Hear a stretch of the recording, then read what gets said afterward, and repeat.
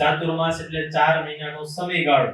અષાઢ સુદ એકાદશી થી કાર્તિક સુદ પ્રબોધની એકાદશી સુધીનો 4 મહિનાના સમયગાળાને ચાતુર્માસ કહેવાય. 120 જેટલા દિવસનો સમયગાળો, આ 120 જેટલા દિવસો હોય એટલે ચાતુર્માસ કહેવાય.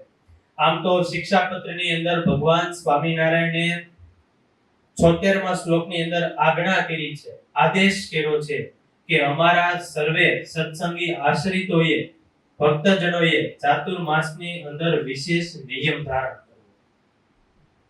અને જે 4 માસ પર્યંત વિશેષ નિયમ ધારણ કરવા સમર્થ ન હોય, અસમર્થ હોય, તેમણે શ્રાવણ માસને વિશે કાંઈક ને કાંઈક અવશ્ય એક નિયમ લેવો.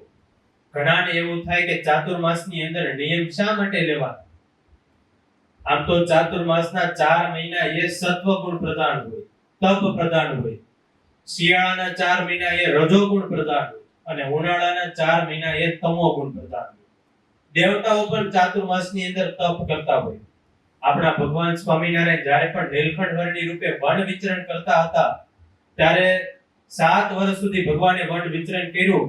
એમાં મહારાજ જ્યારે પૂર્ણાશ્રમ પધાર્યા ત્યારે ભગવાને 4 મહિના સુધી ખૂબ જ કપરું આકરું તપ એ ચાતુર્માસની અંદર ભગવાને કર્યું. એટલા માટે ભગવાનના ભક્ત, આમ તો ભગવાનના ભક્તના જીવનની અંદર કાંઈક ને કાંઈક નાનું મોટું ભજન, ભક્તિ, તપ સંબંધી નિયમ શરૂ જ હોય છે. પણ ભગવાનની આજ્ઞા હોવાથી તમામ સત્સંગીઓ, હરિભક્તો એ ચાતુર્માસની અંદર વિશેષ નિયમ લેતા હોય છે. બીજું, ચાતુર્માસ દરમિયાન ભગવાન નારાયણ ક્ષીરસાગરની અંદર 4 મહિના ભગવાન શયન કરે છે. એક દ્રષ્ટિએ ભગવાન એ ભક્તથી દૂર થાય છે, પણ બીજી બાજુ ભક્તની એવી ઈચ્છા હોય છે કે ભગવાનનું સામિપ્ય સદાને માટે અમારી પાસે રહે. એટલા માટે ભગવાનનું સામિપ્ય રહે, ભગવાન ભક્તની નજીક રહે, એટલા માટે ભક્ત એ વિશેષ કરીને 4 મહિના એ ભગવાનનું ભજન કરે, તપ કરે, ધારણા પારણા કરે, ભગવાનની ભક્તિ કરે, પૂજા અર્ચન કરે. બીજું, ભગવાન જ્યારે અષાઢ સુદ એકાદશીને દિવસે ભગવાન શયન કરે છે એટલા માટે એ એકાદશીને આપણે દેવપોઢી અથવા દેવ શયન એકાદશી તરીકે ઓળખીએ છીએ. ભગવાન ક્ષીરસાગરની અંદર પોઢી જાય એટલે પછી માયાનું જોર વધી જાય. અને જ્યારે પણ માયાનું જોર વધે એટલે હરિભક્તો જે પણ એ આધ્યાત્મિક માર્ગે પ્રગતિ કરતા હોય એ આધ્યાત્મિક માર્ગેથી પાછા પડે. એ પોતાના ઇન્દ્રિયોને સંયમમાં ન રાખે તો આધ્યાત્મિક માર્ગેથી પાછા પડી જાય. એટલા માટે ભક્તના જીવનમાં માયાનું જોર વધી ન જાય એટલે કાંઈક ને કાંઈક નાના મોટા નિયમ દ્વારા એ પોતાના આત્માને બળિયા કરતા હોય છે. અને હંમેશા ભજન અને સત્સંગ કરવાથી એ જીવનો આત્મા એ બળિયો થાય. ત્યારે ચાતુર્માસને તો એક ભજન કરવાની સીઝન ગણવામાં આવે, ભગવાનને રાજી કરવાની એક મોસમ ગણવામાં આવે છે. ભગવાનના ભક્તો એ 4 મહિના ભજન કરીને, સત્સંગ કરીને, તપ કરીને ભક્તિનો પાક લે છે, ભગવાનને વિશેષ રાજી કરે છે. ત્યારે આપણે પણ આપણા જીવનમાં ચાતુર્માસ દરમિયાન ઉપાસના, નિયમ, નિશ્ચય, પક્ષ આ બધાને સુરક્ષિત કરવા માટે, આ બધાને દ્રઢ કરવા માટે ચાતુર્માસની અંદર નિયમ લેવો જોઈએ. તો હવે પ્રશ્ન બધાના મનમાં એવો થાય કે આપણે નિયમ શું લેવો જોઈએ ચાતુર્માસની અંદર? તો ભગવાન સ્વામિનારાયણે શિક્ષાપત્રની અંદર 77 અને 78મા શ્લોકની અંદર ભગવાને આજ્ઞા કરી છે કે કયા કયા નિયમો લેવા. તો મહારાજે 8 નિયમો મુખ્ય બતાવ્યા છે. જેમાં સૌથી પહેલું છે ભગવાનની કથાનું શ્રવણ કરવું. બીજા નંબરમાં છે ભગવાનની કથા વાંચવી. ત્રીજા નંબરમાં છે ભગવાનના કીર્તનનું ગાન કરવું. ચોથા નંબરમાં છે ભગવાનના પંચામૃત સ્નાને કરીને મહાપૂજા કરવી. 5મો નિયમ છે ભગવાનના મંત્રનો જાપ કરવો. 6થો નિયમ છે ભગવાનના સ્તોત્રનો પાઠ કરવો. 7મો નિયમ છે ભગવાનને પ્રદક્ષિણાઓ કરવી. અને 8મો નિયમ છે ભગવાનને સાષ્ટાંગ દંડવત પ્રણામ કરવા. આ 8 પ્રકારના નિયમો ભગવાને મુખ્ય ઉત્તમ માન્યા છે. એટલા માટે આ 8 નિયમો ઉત્તમ ભગવાને માન્યા છે કે આ 8 નિયમો એ ભગવાનના સંબંધ વાળા છે, ભગવાનને પ્રાપ્ત કરાવનારા છે. આ 8 માંથી ઓછામાં ઓછો એક નિયમ લેવો જોઈએ. એકથી વધુ નિયમો પણ આપણે લઈ શકીએ છીએ. આમ તો એ સિવાય ઘણા બધા નિયમો એ શાસ્ત્રોની અંદર, ગ્રંથોની અંદર એ બતાવ્યા છે, જે ઘણા બધા આપણે નિયમો એ આ ચાતુર્માસની અંદર લઈ શકીએ છીએ. બીજા તો ઘણા બધા નિયમો છે, પણ ચાતુર્માસની અંદર આપણે કેવા નિયમો લેવા જોઈએ, કેવા પ્રકારના આપણે નિયમો લેવા જોઈએ, લઈ શકીએ, એની યાદી આમ તો મુખ્ય જે હરિભક્તો સત્સંગીઓ લેતા હોય એવા 51 જેટલા નિયમો છે, જે આપણે અત્યારે શ્રવણ કરીશું, અને એમાંથી આપણે એકાદા 2 નિયમ આ ચાતુર્માસની અંદર લઈએ એવો સંકલ્પ કરીએ.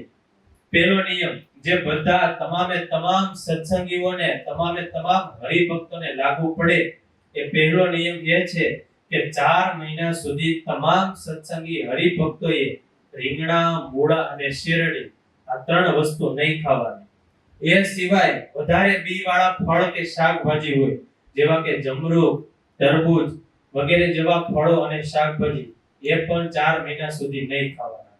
આ પહેલો નિયમ જે તમામ સત્સંગી હરિભક્તો તમામે પાળવાનો હોય છે. હવે ભજન સંબંધી નિયમો શરૂ થાય છે, જેમાંથી પણ આપણે એકાદો નિયમ એ ચાતુર્માસની અંદર 4 મહિના અથવા તો એક પહેલો મહિનો એ આપણે લઈ શકીએ છીએ. ત્યારે બીજો નિયમ છે દંડવત, ભગવાનની આગળ સાષ્ટાંગ દંડવત પ્રણામ કરવા. દંડવત અને બીજા આગળના જે પણ ભજન સંબંધી નિયમો આવે એ આપણી શ્રદ્ધા પ્રમાણે 5, 15, 20, 21, 51, 101 જેટલા પણ આપણને અનુકૂળ આવે એટલા નિયમો આપણે લઈ શકીએ છીએ. ત્યારે બીજો નિયમ છે દંડવત. ત્રીજો નિયમ છે પ્રદક્ષિણા, ભગવાનની ફરતી ફરવાનું. ચોથો નિયમ છે માળા કરવી. પાંચમો નિયમ છે ભગવાનના નામનું મંત્ર લેખન કરવું. છઠ્ઠો નિયમ છે ભગવાનના મંત્ર જાપ કરવા. સાતમો નિયમ છે જનમંગલના પાઠ કરવા. આઠમો નિયમ છે વંદુના પાઠ કરવા. નવમો નિયમ છે તપની માળા. 10મો નિયમ ભગવાનની આગળ કીર્તન ગાવા. 11મો નિયમ ભગવાનનું ધ્યાન કરવું. 12મો નિયમ સંતોની પૂજાની અંદર કીર્તન ગાવા. 13મો નિયમ છે સ્નાન વખતે ભગવાનનું નામ બોલવું. અને 14મો નિયમ છે જમતી વખતે કોળીએ ભગવાનનું નામ બોલવું. આ ભજન સંબંધી નિયમ હતા. હવે શરૂ થાય છે તપ સંબંધી નિયમ. તપ એમાં 15મો નિયમ શરૂ થાય ત્યારે 15મો નિયમ છે માસો ઉપવાસ. 1 મહિના સુધી ઉપવાસ કરવો, કાંઈ પણ જમવાનું નહીં, માત્ર ને માત્ર શરબત અને પાણી લઈ શકીએ. ઉપવાસની અંદર આપણે દૂધ, દહીં કે છાશ અથવા તો દૂધની અંદરથી બનતી વસ્તુ પણ કોઈ પણ લઈ શકીએ નહીં. શરબત હાલે, પણ જે પણ જ્યુસ એ દૂધની અંદરથી બનતા હોય, દૂધ દ્વારા બનતા હોય, એ એક પણ પ્રકારના જ્યુસ એ આ ઉપવાસ દરમિયાન ચાલે નહીં. ત્યારે 15મો નિયમ માસો ઉપવાસ, 1 મહિનાનો ઉપવાસ. 16મો નિયમ એકટાણા, એટલે કે આખો દિવસમાં માત્ર એક જ સમય, સવારે અથવા તો બપોરે અથવા તો સાંજે 3 માંથી એક સમયે અનાજ જમવું, બાકીના સમયે અનાજ જમવું નહીં. 2 રીતે એકટાણા થઈ શકે. અમુક હરિભક્તો ચોખ્ખા એકટાણા કરે, એમાં માત્ર આખા દિવસમાં એક વખત અનાજ જમે, બીજું આખો દિવસ બીજું કાંઈ પણ જમે નહીં. અને અમુક ફરાળી એકટાણા કરે, એમાં એકટાણામાં એક ટાઈમ અનાજ જમવાનું અને એની સિવાય આખો દિવસ આપણે ફરાળ જમી શકીએ. આને કહેવાય એકટાણા, જેમાં આપણે તપ સંબંધી જેટલા પણ નિયમો છે એમાં આપણે શરબત અને જળ ધરાવી શકીએ, પણ દૂધ અને દહીં એ આપણે ધરાવી ન શકીએ. ત્યારે 16મો નિયમ એકટાણા, એટલે કે એક જ ટાઈમ અનાજ લેવું. 17મો નિયમ ધારણા પારણા. ધારણા પારણા એટલે એક દિવસ જમવાનું, એક દિવસ ઉપવાસ, એક દિવસ જમવાનું, એક દિવસ ઉપવાસ. 18મો નિયમ છે 3 વસ્તુ જમવી. આપણે જ્યારે પણ જમવા માટે બેસીએ ત્યારે 3 વસ્તુ જમવાની, ચોથી વસ્તુ જમવાની નહીં. ઉદાહરણ તરીકે દાળ, ભાત અને રોટલી, અથવા તો દાળ, શાક અને રોટલી, આવી રીતે 3 વસ્તુ જમવાની, ચોથી વસ્તુ જમવાની નહીં. આને કહેવાય 3 વસ્તુનો નિયમ. 19મો નિયમ છે ભાવતી વસ્તુ ન જમવી. 4 મહિના અથવા તો 1 મહિનો આપણે જે પણ વસ્તુ ખૂબ જ ભાવતી હોય, મિષ્ટાન, ફરસાણ જે પણ, એ 1 મહિનો સુધી જમવાનું. 20મો નિયમ હવે શરૂ થાય છે ચાંદ્રાયણ. ચાંદ્રાયણ એટલે બધા નવા વિદ્યાર્થીઓને બધાને કહી દો કે ચાંદ્રાયણમાં રોટલી અને મિષ્ટાન આ બંને વસ્તુને ચોળીને આવડા લીંબુ જેટલા કોળિયા બનાવવાના હોય. એમાં શાક નાખવાનું હોય, મિષ્ટાન નાખવાનું હોય અને રોટલી હોય એટલે ચોળેલી હોય. એ આવડા લીંબુ જેટલા કોળિયા કરવાના હોય. એ કોળિયાને મોઢામાં મૂકીને એક સાથે લઈ લેવાનો, એક કોળિયો. એને કોળિયાને આપણે બીજી વખત એક કોળિયો તમે જમ્યા અને એ કોળિયાને તમે બીજી વખત અડો ધક્કો મારવા માટે તો પણ એ તમારો બીજો કોળિયો ગણાય છે. બીજું, કોળિયા આપણે જ્યારે શરૂ કરીએ ત્યારથી તે જ્યાં સુધી પૂરા કરીએ એ કાંઈ આપણે જે પણ નિયમ આવે ત્યારે કાંઈ પણ બોલવાનું ન હોય. કોળિયા જેમાં પછી આપણે પાણી પી શકીએ, દૂધ, છાશ, દહીં એવું કાંઈ પણ વસ્તુ આપણે ધરાવી ન શકીએ. ત્યારે અલગ અલગ કોળિયાના નિયમ હોય. ત્યારે સૌથી પહેલું ચાંદ્રાયણ, એને ચાંદ્રાયણ કહેવાય કોળિયાને. ત્યારે સૌથી પહેલું છે દંડ ચાંદ્રાયણ. એમાં એક સાથે લીંબુ જેવડા 8 કોળિયા કરી નાખવાના. એ તમારે બપોરે જમવા હોય તો બપોરે અને સાંજે જમવા હોય તો સાંજે એક ટાઈમમાં એક સાથે અવડા લીંબુ જેવડા 8 કોળિયા જમી જવાના. એને કહેવાય દંડ ચાંદ્રાયણ. પછી 21મો નિયમ છે શિશુ ચાંદ્રાયણ. એટલે કે બપોરે 4 અને સાંજે 4 બે ટાઈમે 4 કોળિયા જમવાના. એને કહેવાય શિશુ ચાંદ્રાયણ. પછી છે 22મો નિયમ કીડી ચાંદ્રાયણ. કીડી ચાંદ્રાયણમાં કીડીનો આકાર બે બાજુથી જાડો હોય અને વચ્ચેથી પતલો હોય. એટલે 1 મહિનાનો કીડી ચાંદ્રાયણનો નિયમ હોય તો પહેલા દિવસથી શરૂ થાય. પહેલા દિવસે એક સાથે બપોરે અથવા સાંજે 15 કોળિયા જમવાના, બીજા દિવસે 14, ત્રીજા દિવસે 13, ચોથા દિવસે 12 એમ ધીરે ધીરે કોળિયા ઘટાડતા જવાના. છેલ્લે એક કોળિયો આવે પછી ઉપવાસ કરવાનો અને પાછા એક કોળિયાથી શરૂ કરવાનો. પહેલા એક કોળિયો, બીજા દિવસે 2, પછી 3, એવી રીતે ઠેઠ 15 સુધી પહોંચાડવાનો. એને કહેવાય કીડી ચાંદ્રાયણ. પછીનો નિયમ છે 23મો જવ ચાંદ્રાયણ. જવનો આકાર બે બાજુથી પતલો અને વચ્ચેથી જાડો હોય એટલે એને કહેવાય જવ ચાંદ્રાયણ. એમાં ઊંધું શરૂ થાય. પહેલા એક કોળિયો પહેલા દિવસે, બીજા દિવસે બીજા બે કોળિયા, ત્રીજા દિવસે 3 કોળિયા લેવાના, ચોથા દિવસે 4 કોળિયા. એવી રીતે કોળિયા વધતા જાય. 15 દિવસ સુધી 15 કોળિયા લેવાના. 16મા દિવસે ઉપવાસ અને 17મા દિવસથી પાછું ઊંધું શરૂ થાય. 15, 14, 13, 12 એમ ઘટાડતા જવાના. એને કહેવાય જવ ચાંદ્રાયણ. પછી છે ઋષિ ચાંદ્રાયણ. એમાં બપોરે અથવા સાંજે એક સમયે ખાલી માત્ર 3 જ કોળિયા જમવાના લીંબુ જેવડા. એને કહેવાય ઋષિ ચાંદ્રાયણ. આ બધા હતા ચાંદ્રાયણ. પછી 25મો નિયમ છે એકાદશીના ઉપવાસ. 4 મહિનાની અંદર 8 એકાદશી આવે એ 8 એકાદશીની અંદર ઉપવાસ કરવા એવો પણ આપણે નિયમ લઈ શકીએ. 26મો નિયમ છે હરિજયંતી, એકાદશી, અમાસ અને પૂનમ. આ 4 વસ્તુ જે પણ 4 મહિનાની અંદર જેટલી આવે એ તમામ દિવસે પવિત્ર દિવસો કહેવાય. એની અંદર આપણે ઉપવાસ કરવા એવો પણ આપણે નિયમ લઈ શકીએ. 27મો નિયમ છે ફરાળ. એટલે કે આપણે 1 મહિનો સુધી અથવા 4 મહિનો સુધી ફરાળ જ જમવાનું, બીજું કાંઈ નહીં, અનાજ નહીં. 28મો નિયમ છે ફલાહાર. એટલે કે માત્ર ફળ જમવાનું. ફળની સિવાય આપણે બીજી કોઈ પણ વસ્તુ જમી ન શકીએ.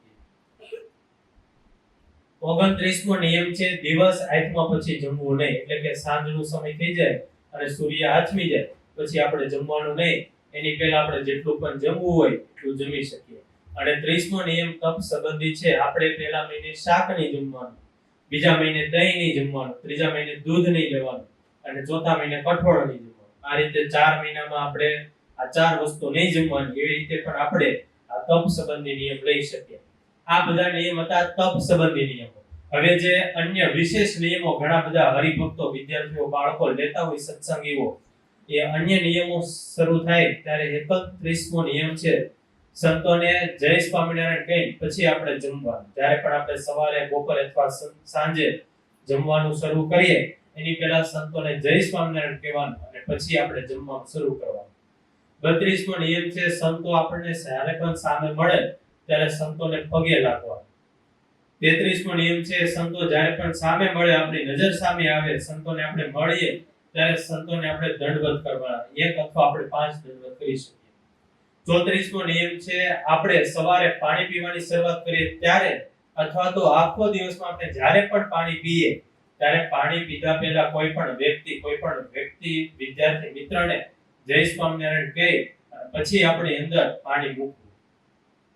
35મો નિયમ છે જેમાં પહેલા જય સ્વામિનારાયણ કહેવું. એટલે કે આપણે આખો દિવસ જ્યારે પણ જમવાનું શરૂ કરીએ, મોઢાની અંદર અનાજ મૂકીએ એની પહેલા આપણે કોઈ પણ વ્યક્તિ અથવા વિદ્યાર્થી મિત્રને જય સ્વામિનારાયણ કહી અને પછી મોઢાની અંદર અન્ન મૂકવું. 36મો નિયમ છે માનસી પૂજા કરવી. આખો દિવસ 5 પ્રકારની જે માનસી પૂજા આવે એ નિયમ પણ આપણે લઈ શકીએ.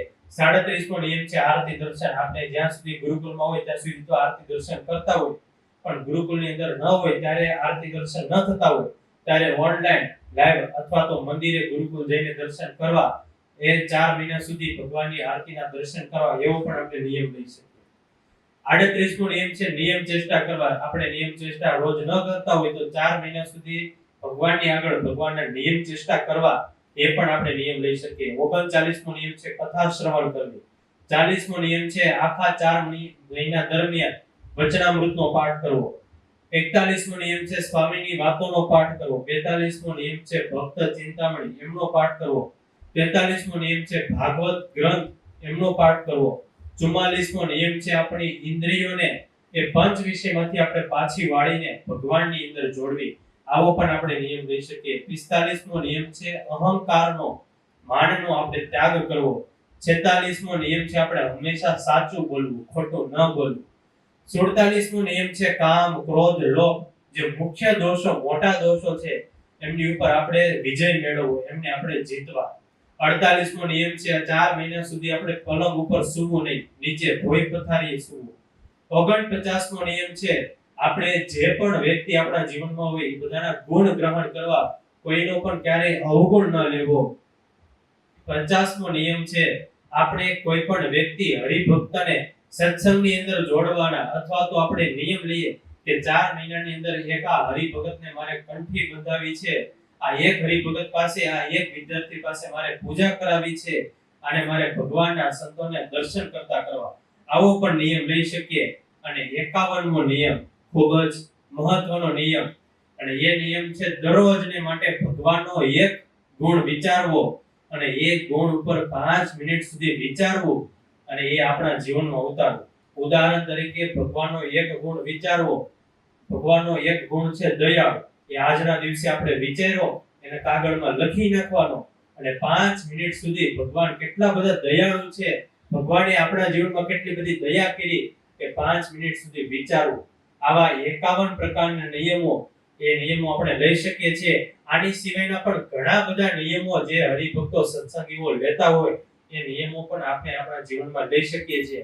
આમ તો આખી જિંદગી અને આખું વર્ષ આપણે કોઈ પણ પ્રકારના નિયમ ન લેતા હોય, પણ મહારાજની આજ્ઞા, મહારાજ અને સંતોને વિશેષ રાજી કરવા માટે આપણે ચાતુર્માસના 4 મહિના નહીં તો માત્ર 1 મહિનો એ આપણે નિયમ લઈએ, અને ભગવાન અને સંતો આપણી ઉપર વિશેષ રાજી થાય એવા પ્રયત્ન કરીએ.